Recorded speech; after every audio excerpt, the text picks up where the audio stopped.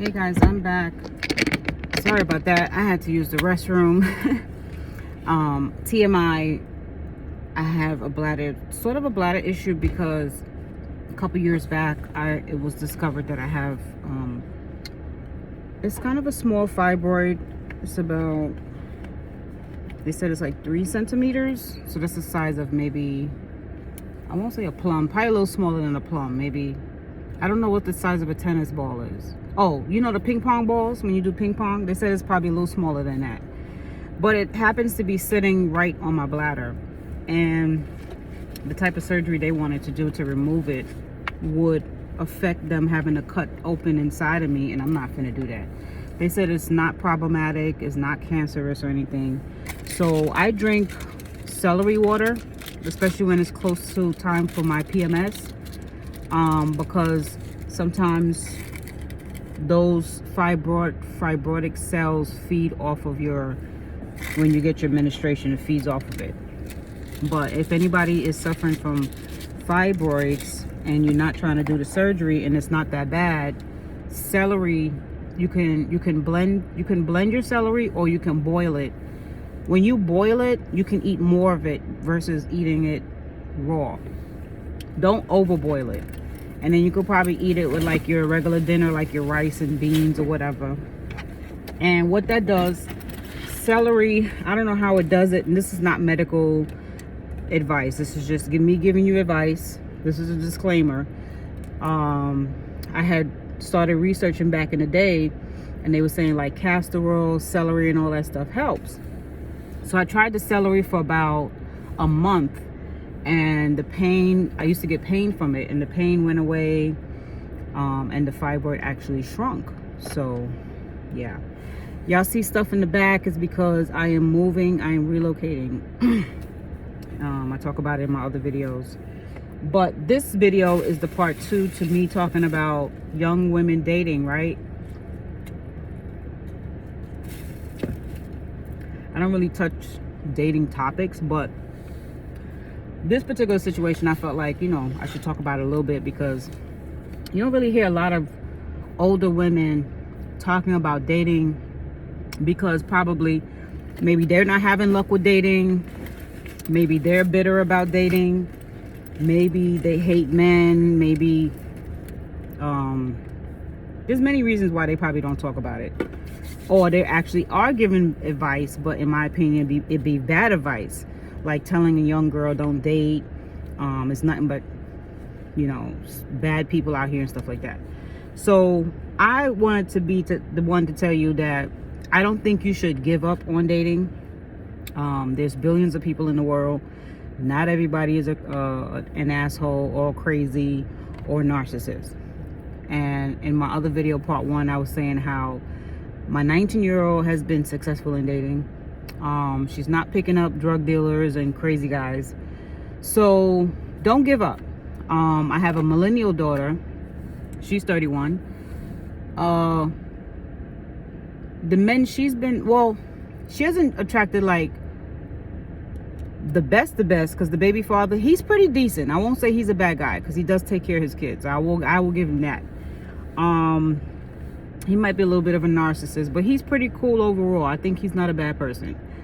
The guy she's with now, he's a nice guy. He's handling his business, take care of her and stuff like that. So, and they met organically, just in her day-to-day life and stuff, and that's how it be. You just come across people in your day-to-day life. You just gotta be dealing with your own happiness and your own issues before jumping in to meet people. So when you meet somebody, you're not gonna meet them on a dating site. Even though you got to be intentional, you got to still let things happen naturally, right? But just understand, when you do come across that one guy and you're like, he might be the one, you have to be mentally and strategically prepared of what dating a person looks like, how you would have to now share your situation, share your life with this person. You don't just go into it blindly and just let that person take on the brunt of how things are going to go. Both of y'all got to be like-minded, come together and make it happen. You hear a lot of advice on these dating on these websites, these social media, telling you that you should go into dating with a gimmick, you know. Hold on,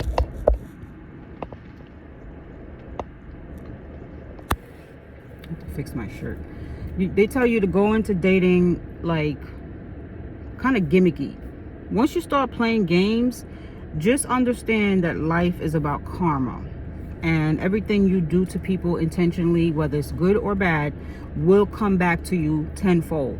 So if you're going into a situation with good intentions and it doesn't work out, you will be blessed in the end in the next situation that comes along.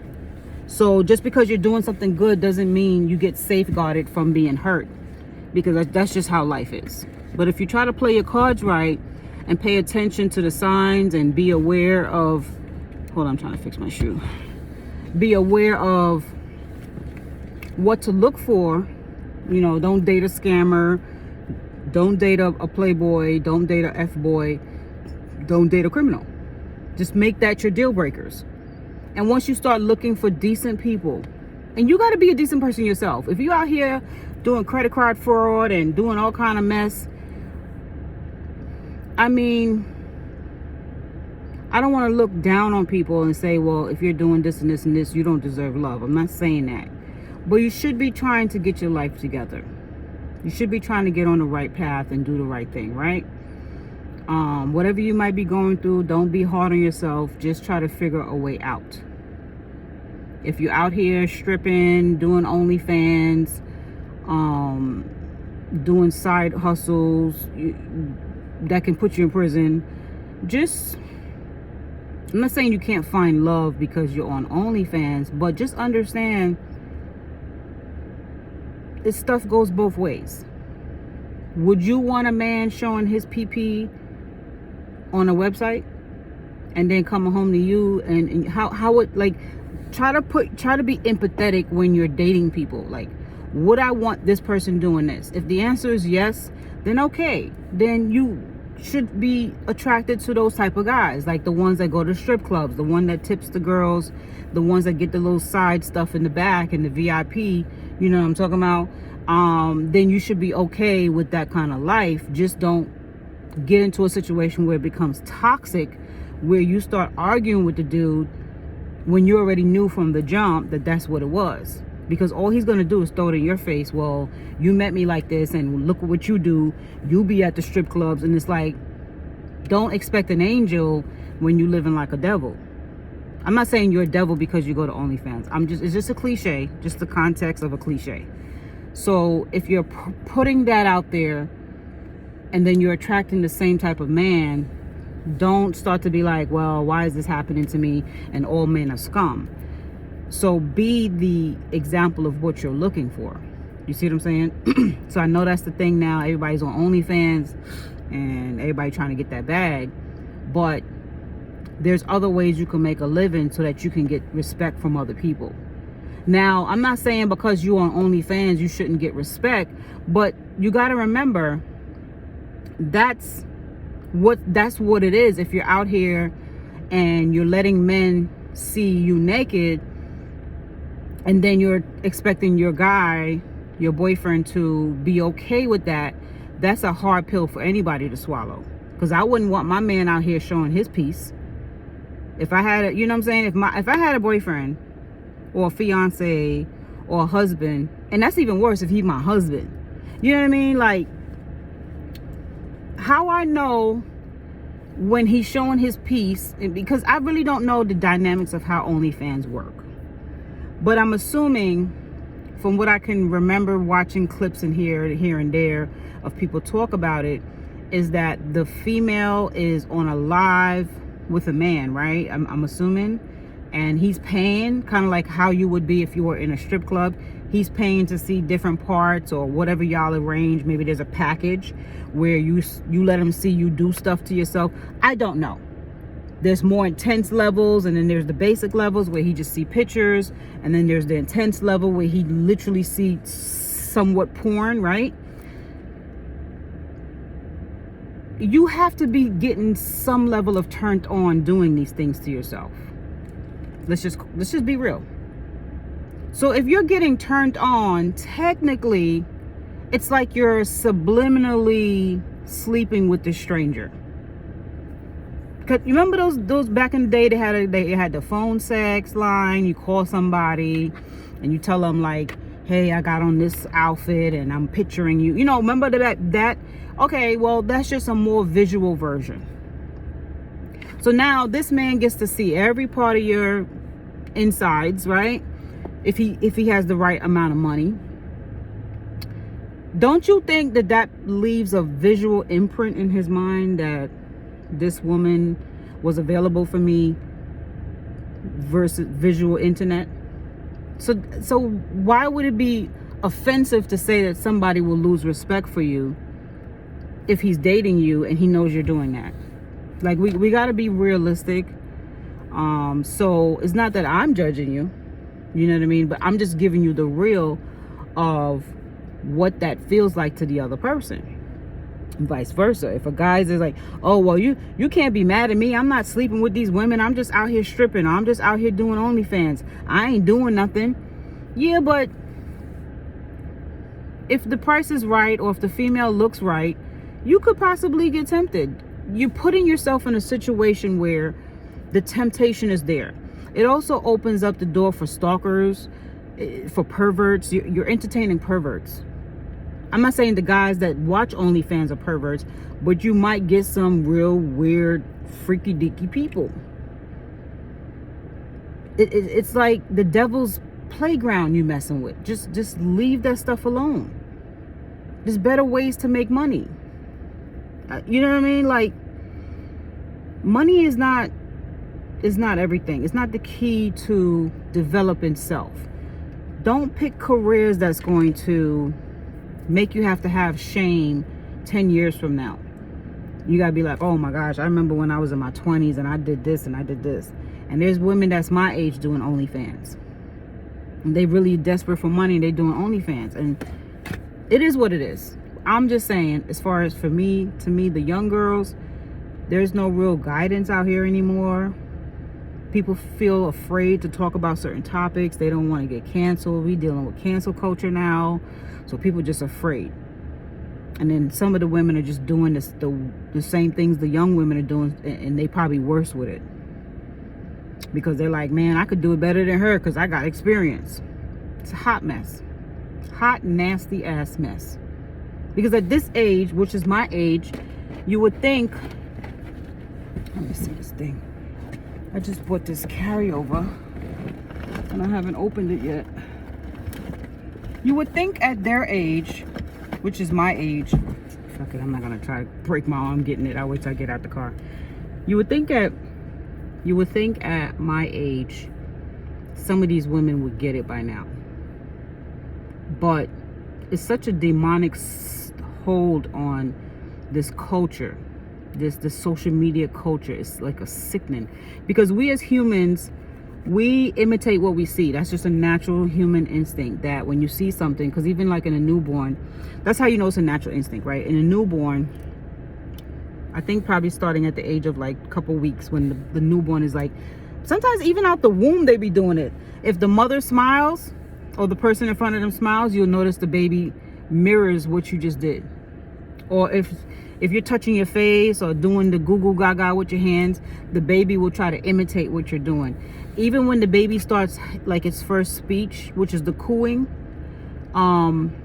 if you talk to the baby, you be like, who's mommy's favorite little baby, right? And the baby be like, coo, coo, coo, coo, you know, all cute and stuff. So it's like y'all both talking to each other, but it's an imitation. The baby is imitating what you're doing. If you get cold and mean and distant, the baby gets weird. It's like, uh-oh, mommy's distancing herself from me. They've done experiments and they watch how the mommy will turn cold on the baby, no expression on the face, and the baby start crying. The baby reacts to the pullback. So it's the same thing with us as humans. As we get older, our behaviors are molded from learned behavior, We learn things and then we implement it into our behavior. That's how you learn how to have manners. You learn how to have class. You learn how to be ratchet. You learn how to be tough. You learn how to be brave. Some of these are partially innate traits, but a lot of it is learned behavior. So you would think that some of these people, when they get older, anything past like 38, you would start to act a certain way. You will start to like implement ways that the younger generation can say, okay, if this person made it through this and now they're teaching me how not to do this or how to learn to do this, yeah, I can, this person can be my role model. But you look around now, I see these grown men. I mean, they be in their 40s. And their pants are sagging like the teenagers. And you could tell they old because they wrinkle. And they be overweight because of the old man weight. So they're not like those slim guys that be jumping over fences and, doing the dumb shit. And their pants be hanging down. Or they just do it for fashion. These old men literally did not go to the Walmart and buy a belt. Like, you thought that looked good? Like, let's have a conversation about it. Why are you still implementing the teenage styles? And then these women out here telling these young girls, yeah, take it all off, girl. Let him see what you're working with. It's like, ma'am, shouldn't you be telling her to finish college? Shouldn't you be telling her to look for her husband? Now, I'm not saying, oh my gosh. I know it's like people say, well, what if she's not into men? I get it. But I'm talking about right now, if you're dating and you're looking to have the nuclear family, right? And it's like, oh, don't date no more. Or just only date the same sex. And it's like, even if you just date the same sex, right? Are you just doing it as a rebellion? If anything, now you're playing with the person. Because you're really not interested in that type of lifestyle. You're just doing it to be mocking. Like, well, I don't need a man, so I could just use another woman. But is that fair to the woman that actually really do like women? Like, let's have that type of conversation. So now you're just using her too. You're just playing a game. Anytime you enter something with bad intentions and you're just playing a game, you're not going to win. It's going to end in disaster. The same thing you're running from is the same thing you're going to run to.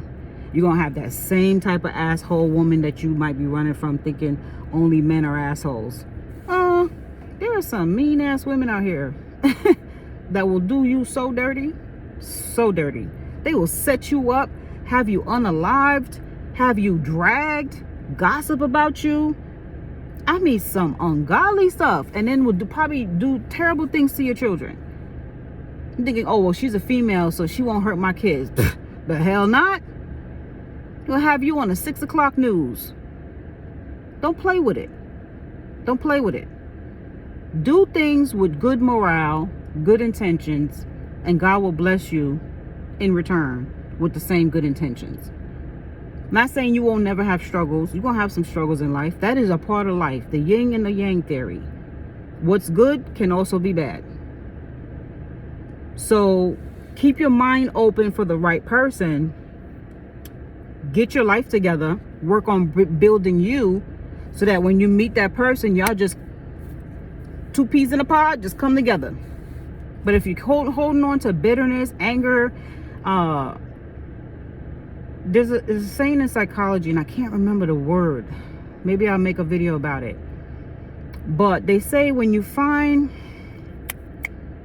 damn, what's that word? It's at the tip of my tongue. It starts with an N. I don't know if it's Nemas. Anyways, I'll put the word in the description box. There's a terminology that expresses when a female taps into her masculine and when a male taps into his feminine. Hear me out. We all have the yin and the yang inside of us. where if that wasn't true, you wouldn't be able to relate to the opposite sex at all, right?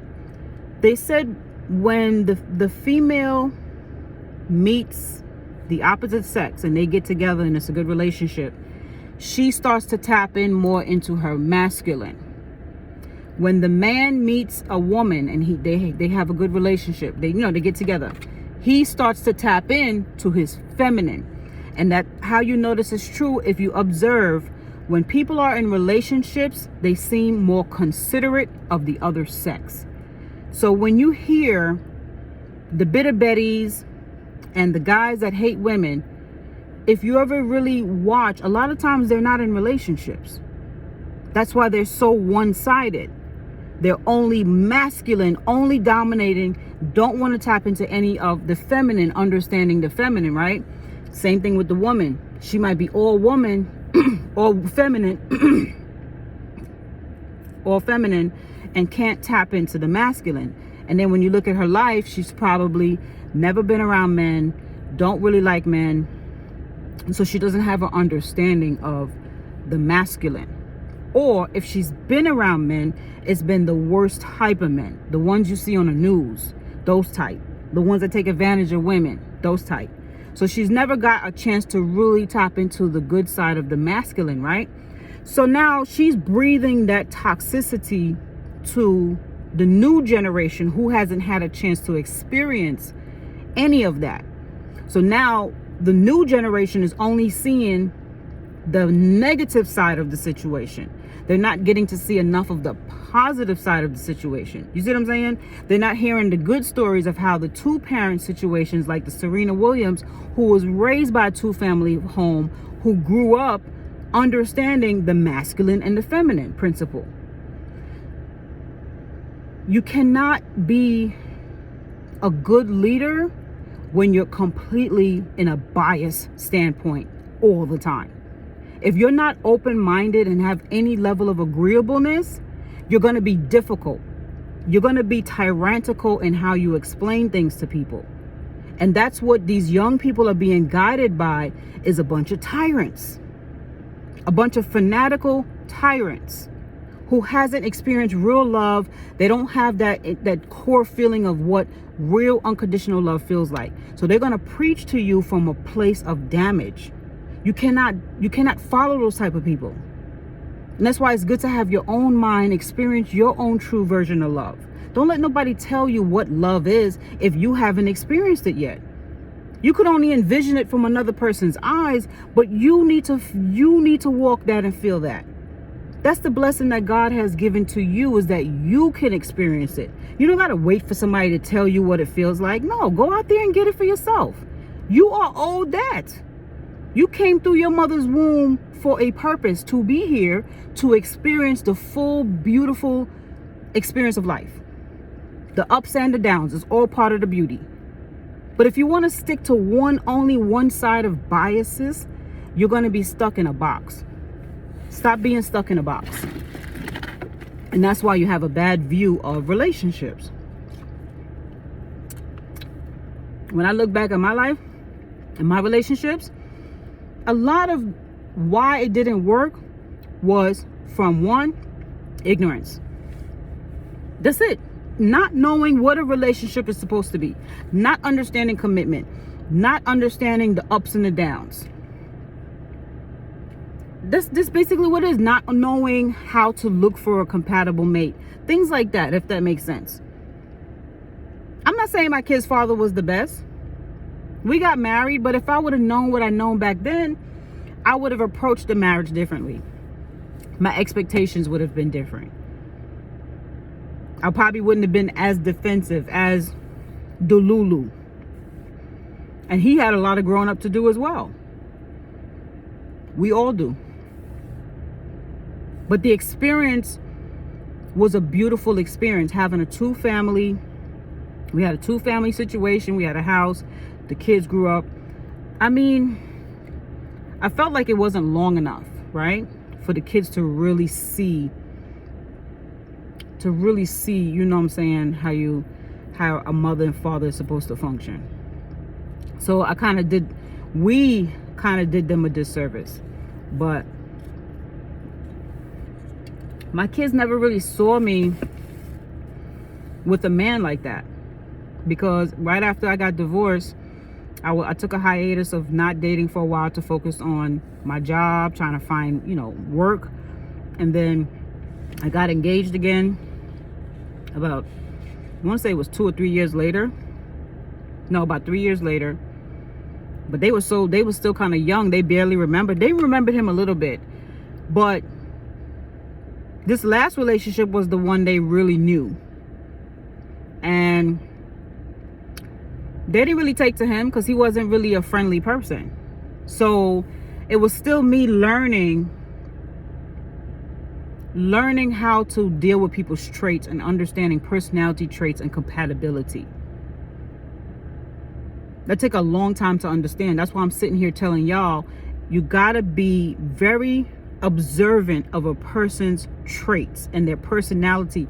Not just their personality, but how do they function with their personality. When you start asking people certain dating questions, you got to get specific about what type of questions you're going to ask them. Don't just ask them, do they like shrimp versus chicken? Ask them, how do you function under pressure? Are you the type of person that shuts down when you're going through something and your mate wants to know what's up? Are you the type of person when you're on the phone, you get irritated, you don't know how to get off the phone, or do you like to engage in conversation? You got to really ask those profound questions, and it gets a person to think. And once they start thinking and communicating, now you can really see how this person communicates. That's very important, because when real topics happen in your relationship that's a strain, and this person can't tell you something that needs to get the relationship to the next level, that becomes an issue. That can actually stagnate your whole relationship if a person is a bad communicator, because they can sit on a problem and fester and fester and fester for months, even years. There's people that will fester on a situation for years and wait for a moment to get back at you. And you'll be like, wow, I thought you was over that. And they like, well, I thought I was too, but the fact that I never communicated and got it off my chest, that's why I cheated on you. Immature. And I know when you're dating and you're young, you don't really get those type of concepts because you're still trying to figure out yourself. But this is why I'm telling you now, as an older person, y'all gotta pay attention to those type of traits. Pay attention. If you find somebody that doesn't know how to open up and they're not willing to learn, drop them. They're gonna be a problem. And stay away from liars. They fabricate the truth. They exaggerate all the time. They want to be liked so bad that they will put on a front. That's a fake person. So there's a lot of things you need to learn about traits, personality, compatibility before you jump into a relationship with people. Like I was saying in the last video, the big 5 factor model, it talks about extroversion versus introversion, openness versus closed-mindedness, neuroticism, conscientiousness. Did I say agreeableness already? I might be forgetting a few. But they call it the big 5 because those are big important traits that can be broken down, where you can catch people's personality disorders and see, okay, a person that is not agreeable and an introvert may come off distant and cold. They may have attachment issues. So now you might say, okay, well, they're constantly doing this, they're constantly doing this. Could they have schizotypical disorder? Could they be a schizoid? A schizoid is a person that doesn't really communicate well. They have a fear of humans. They have a fear of closeness. They have a fear of intimacy. So what happens is they start having like delusional thoughts that this person might be plotting against them. It's sort of like a little bit on the spectrum of paranoia, but they're not always in a state of paranoia. They're still kind of like a little bit in reality, but they're very rigid and they very to they self. My brother has that. He has Asperger's, but he's also schizoid. And I don't want to use this video to talk about that too much, but when you go on Google and look up the big 5-factor model and start to learn these things, because this will help you to understand how to interact with people. This will help you to understand a little bit more about yourself, why your traits tend to attract. For example, if you are a neurotic person like me, I have neuroticism, but I also have extroversion. That's a lot. So if I was an introvert with neuroticism, I would be considered, they call those people introverts, like emotionally distant, right? But since I'm an extrovert, it's kind of an opposites in my personality, which would be approach avoidant. So my attachment style would blend well with an extrovert neuroticistic person, which is approach avoid. So the extroversion in me would make me approach people, and then I would avoid certain situations because of fear of rejection, because I was a neglected child. So all these things go back to also how you were raised. So it's good to understand where the person you're about to get into a relationship with, understand their dynamics. How were they raised? What is their attachment style? What is their big 5 personality traits on the factor model? It's like you're doing a whole evaluation assessment on your new person, on your new guy, on your new girl, on your new boo. It's important so that you don't waste time. You don't want to bring another life into the world and this person's traits is underdeveloped or abnormal, because you got normal looking people that has schizotypical disorders. They don't like people. So now you're going to have children with this person, and then your children is going to be in the classroom getting picked on because they don't know how to talk to people, because they're afraid. Now, I'm not saying the child will be born with that trait, but if the parent, which is maybe the father or the mother, has this disorder and is upbringing this child, the child is going to imitate probably the behavior they see from the parent. So it could be either hereditary or it could be a learned behavior. So now you have the risk. It's like you slighten the risk, you lessen the risk of your child having a full personality by picking a mate with the underdeveloped personality. These are important things. A personality disorder is a mental illness, especially if it's on a spectrum. Certain personality disorders are on a spectrum. Narcissism is on a spectrum. BPD is on a spectrum. That is borderline disorder. Schizotypical is on a spectrum. Antisocial, I don't know if it's on a spectrum, but pretty much when you're antisocial, you're just really, you do bad things. You're like a bad person. A psychopath, I don't think really there's a spectrum. I think you just do crazy things. So as I learn more about it, I will tap into it a little bit deeper. But the point of what I'm saying is, for like when young women or young men are dating, being that you yourself is not fully developed yet, because your frontal cortex is not fully developed, if I'm not mistaken, don't quote me.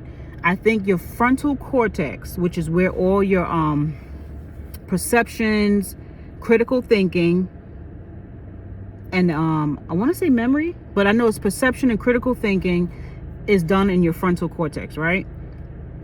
They say that it's not fully developed until you turn 25. That's why, like, young people, they really don't do a whole lot of critical thinking.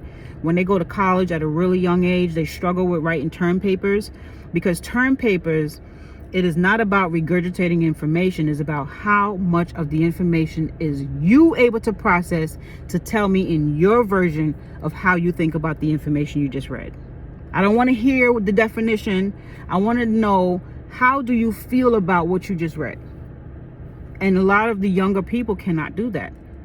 I remember I struggled with term papers when I was younger. You see what I'm saying? And then I finally understood what the professors were asking for as I got older. I was like, oh, I gotta really give them my version, but still put the information that I learned in my version. Okay, now I see what they mean. You have to be able to find people that are like-minded like you, use your critical thinking skills, and apply it to dating. Because this is going to be your potential life partner. So you don't want to take that for granted and say, oh, I could just get with anybody. It could come with a cost, getting with anybody. It can cost you your life. It can cost you bringing in some children that you are not too happy with. You know what I mean? It can cost you your finances because you pick somebody that just don't give a damn about their life.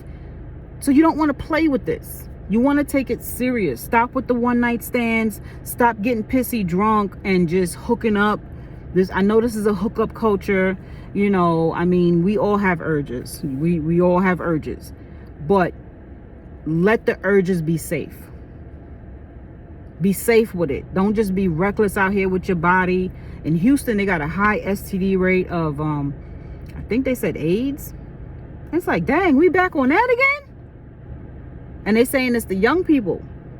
So it shows you the reckless behavior. It's the drugs. When you on them Xanax and them ecstasy pills and all that stuff, and you going to the club, you're not thinking about that stuff. You're not thinking about the aftermath. So it's not only that you got to worry about teen pregnancy, you got to worry about these fatal diseases that they're catching.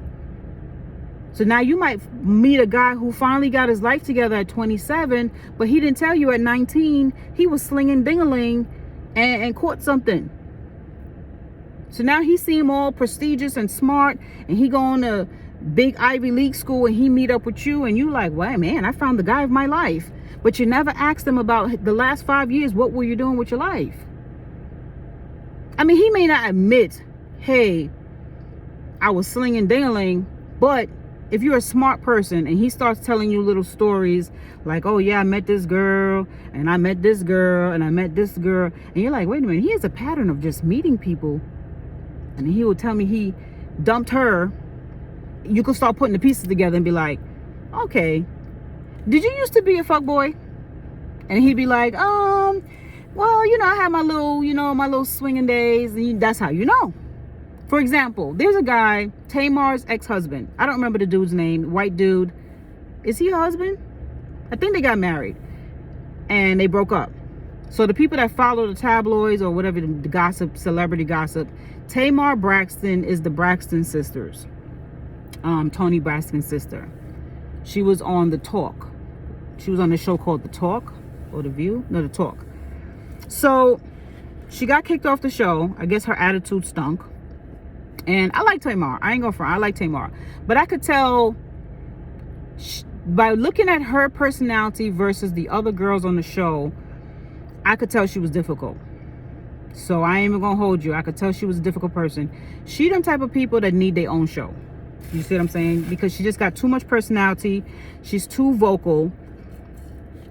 And she doesn't understand when to put a filter on some of her talking points.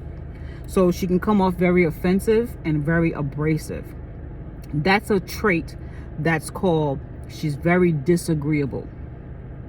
So these are things that I'm trying to show y'all. Like, so back to my point. The white guy, I was really surprised when I heard his interview. He used to be a lawyer. I mean, he is a lawyer. I'm sorry. He used to be a gangbanger, like a thug. He's telling his past. And I'm not judging the man. I'm just trying to get y'all to see a point I'm about to say. He's telling about his past and how, you know, he made mistakes and how he grew up and how he was influenced by watching white lawyers who were able to get people off. And he was like, man, if they could do that, I can help the black guys in the community that get unfairly targeted in the justice system. I'm going to be a lawyer, a criminal lawyer, and I'm going to help these black men with their cases, right? That's nice. But when that guy asked him the question about his love life, That's when it should change. So here he sounds all smart, prestigious, da da da da. And then he said, so with all this brains and stuff you got, how did you end up with 2 baby mamas at the same time? He was like, oh, I'm not proud of it, but I had my hot boy summertime. I had my hot boy summer phase in my grown life. This man is in his, I want to say he looks about, he's good looking. I just don't like that white beard, but he's good looking. If you see like the features and face, he has a nice face. And he doesn't look old in the skin. So I would say he's probably maybe 48. I don't know. He could be 48 or something like that. But this hot boy summer thing he had to still been in his 40s because the babies are still small. So my thing is, a female coming along, let's say she didn't know nothing about him, nothing about his past, and she's like, wow, he's so smart, because when you hear him talk, he's smart, he's wise, he's not racist. And you're like, man, wow, okay, well-rounded white dude. Rare to find. I don't mean, okay, that sounds insulting to white people. I apologize. He doesn't come off with the superiority complex or the white privilege. There's 2 types of whites that roams around acting like, even just having a conversation with them, you can sense the puffed up attitude, the lack of eye contact, the looking down while they're talking to you. To me, in my mind, that's the white superiority complex. I can read it all over you, sir, ma'am, I can read it all over you. And then you have the ones that they do the white privilege. They got the Karens who will call your manager. You didn't put enough onions on this burger. Where is your manager? I'm going to get you fired because you need to understand that I am the queen here, okay? You need to put some more onions on my burger or this is going to be your last day here, okay? That's the Karens, the narcissistic Karens that walk around the neighborhood patrolling, ain't got a life, but skin is white, so I'm right. We're just going to call it out as it is. And then you have the average everyday white people who just cool. We just want to go to work, get along with everybody, no problem. Sometimes those are few to find. Sometimes they're few to find. So this guy, with him being a lawyer, that's a prestigious career, and then a celebrity, and you're down to earth, that's rare. So I gave him that. I was like, wow, that's decent. That's decent, right? So I was like, okay, Tamar picked a good guy. But as I started listening to the interview, it just went down. It just went down and down and down. I was like, so he's saying he had a hot boy summer with these black women. Then he said he was dating or something. I didn't listen to the whole entire interview, but I listened to a lot of it. He was dating this girl named, what is her name? She's from Love and Hip Hop. Black girl. She used to be pretty, but she got so much surgery now. Her face looks so stiff.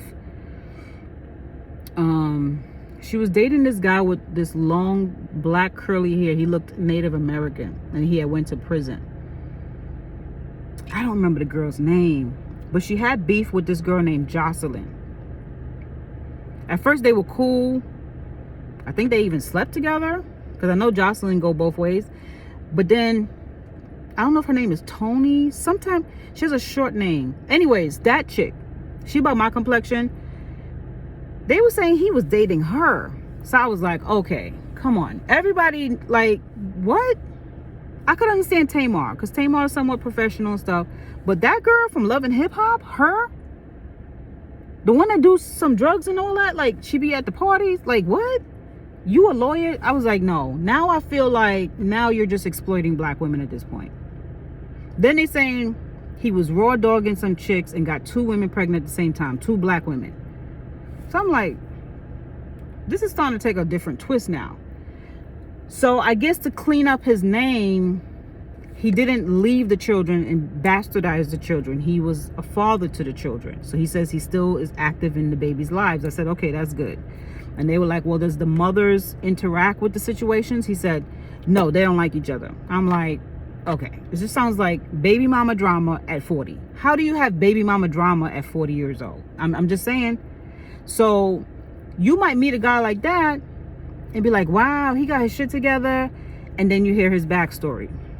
This is why it's important to hear people's childhood stories and their backstories, because it kind of gives you an idea of predictable behavior. So if he's erratic and impulsive, he may have a personality disorder. Just because he's put together and stuff, it doesn't mean this man is not popping pills on the side, trying to calm his anxiety or trying to calm his impulses, because he may have BPD, borderline disorder, or he may have narcissistic traits. We don't know. We only see in this nice put together suit, handsome face, well spoken, but we don't know what demons he's struggling with. He said his mom was a drug addict. Heroin is one of the strongest drugs, stronger than crack. And if I'm not mistaken, I think that's what his mom was addicted to. And she would disappear for months, leave this poor boy in this place and that place, and then they put him in a group home. It was a horrible story, similar to mine. Mine wasn't as horrible. As far as the parental stability being in the house, I did grow up with a mom and dad for the first 12 years of my life. So, but it was a horrible childhood, but my dad was on crack. So this guy is talking about how his mother was a heroin addict. So you got to understand, he's suffering from a mother wound. You see what I'm saying? And he was saying how he still tried to have that love for his mother, that genuine love, even when she would come back and you know, try to play mom for a couple weeks. He said the most of his life he was raised by nannies who were black women in the community raised him, and that's what he looked as a mother figure, was the black woman. So it gets you to asking these questions like, do you really love the black woman you're with, or is she just a savior to your childhood? And do you have a real understanding of what a relationship looks like versus someone just mothering you?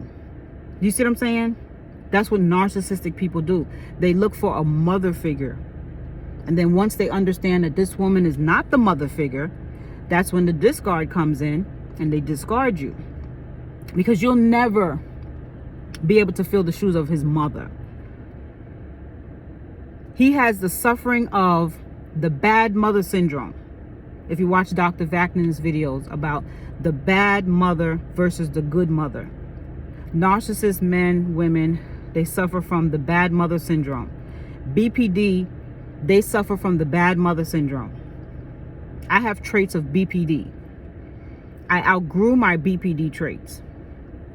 BPD can be outgrown because BPD is a cognitive disorder. And I'll break it down, the difference between narcissism and BPD. But narcissism is the last stage of the personality deteriorating. BPD is the border of it deteriorating. Does that make sense?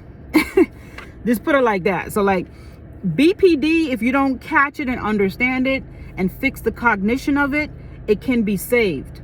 You can change the cognition, meaning you can change how you view things, and it's called behavioral therapy. So if somebody gets you to understand, okay, it's not healthy to build clingy relationships. You really have to get to know a person. It can change a person's perception on how to view a person going in the gate with the relationship. But when you try to explain that to a narcissist, their level of cognition is not affected by narcissism. It's literally their whole ego is destroyed. So the BPD still has an ego. So that means they can still reason. When you explain things to them, they can still reason and understand, oh, so clingy relationships is bad versus, okay, got it. So that's why you can do cognitive therapy and it's successful with the BPD. But if the BPD doesn't get treated and continues on that journey through life, reacting to everything around the world, having always constant emotional disturbances, they can get to the point of narcissism, or they can just stay in a BPD state and become like erratic, suicidal, just a hot mess. Just a hot mess. So we'll talk about those things. My topic today was really just to talk to young women and let them know, not to give up on relationships. Everything in life is a challenge, and you should look forward to getting to know people. But I'll talk to y'all later. I gotta go finish packing and stuff like that. I'll get back on tomorrow. All right, bye.